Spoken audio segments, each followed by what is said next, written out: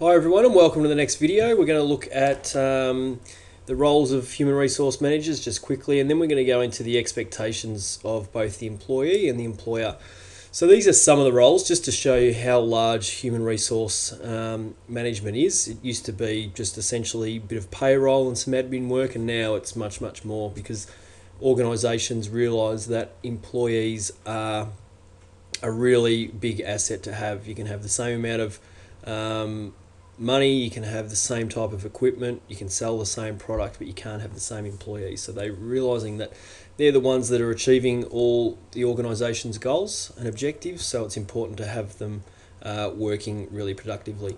So first of all, HR planning is one of the roles. That's making sure you've actually got the correct number of employees and have them in the right place. Part of doing that is recruitment and selection, actually getting a pool of applicants and selecting the most appropriate to meet a job description. Training and development, so that's self-explanatory, training employees to improve their skills and developing their careers. Retention and maintenance, that's maintaining employees. We'll go in more depth later on about how expensive it is to get new employees all the time.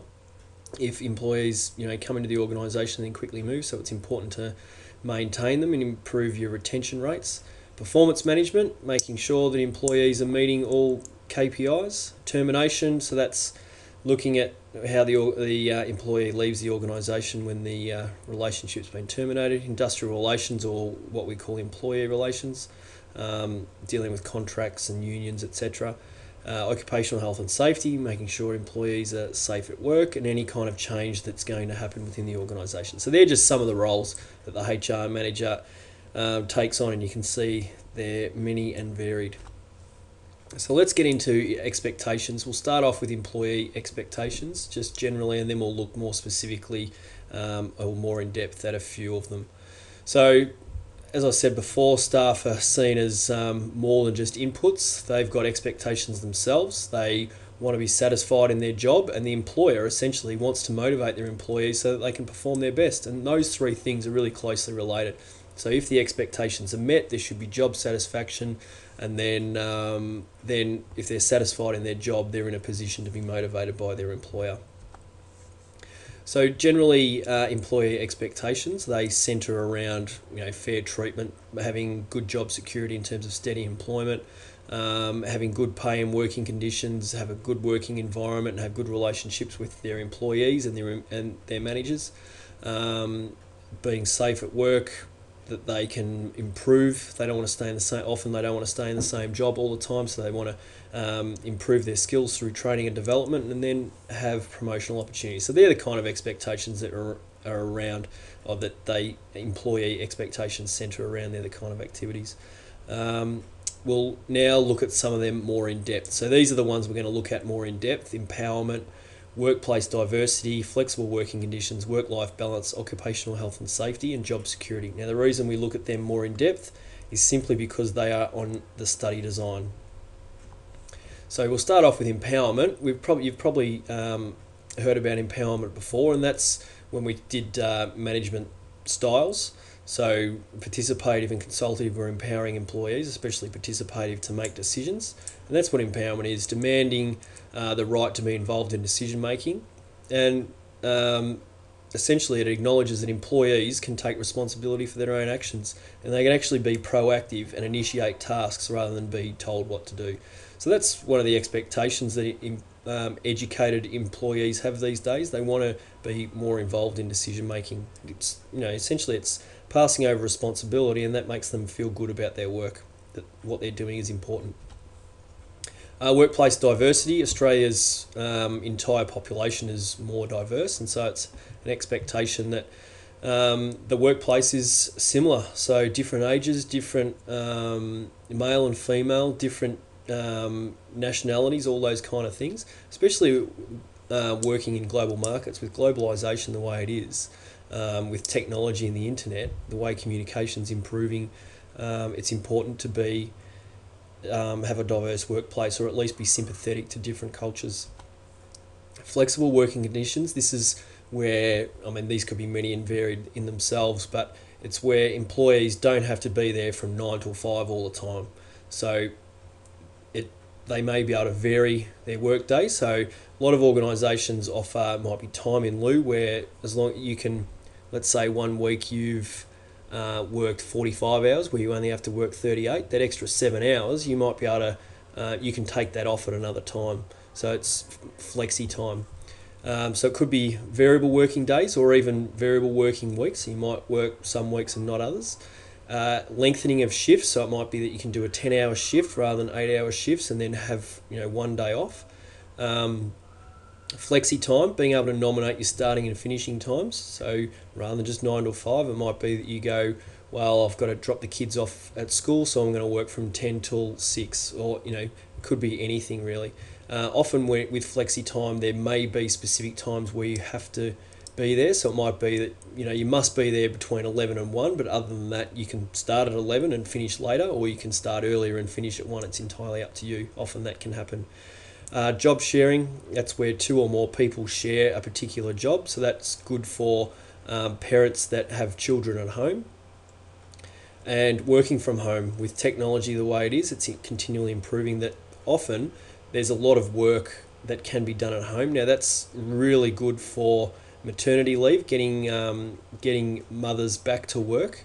They obviously have to look after their children, and the cost of having someone else to look after their children is quite high. So it can allowing them to work from home can get them back to work quicker, and that improves the productivity of the organisation rather than having someone off and paying them their leave and then paying someone else to do their job. Work-life balance, this fits in really closely with the flexible working hours. So it's an organisation that understands that employees, yes, they want to be at work, but they also have a life outside of work, and it's being sympathetic towards that and trying to help them achieve that. Because if employees are at work all the time and they start to dread work, then productivity is going to decrease. So it's being able to achieve the right amount of time for work and personal life, and that comes in with flexible working hours and those kind of things. And by doing that, you should increase your productivity because employees are well rested. They've got a life outside of work. Lowers absenteeism. They don't have to take time off work to do the things that they want to do. They're already doing it in their own life. Occupational health and safety, self-explanatory. It's ensuring that workers are safe. There's ads all over the place now with WorkSafe to make sure that employers are ensuring that workers aren't injured at work and aren't dying at work. So that's really important. So the laws are constantly changing. So it's being able to, that's an expectation of employees that those laws are met and even above and beyond are met, so that when they turn up to work, they expect to come home safely.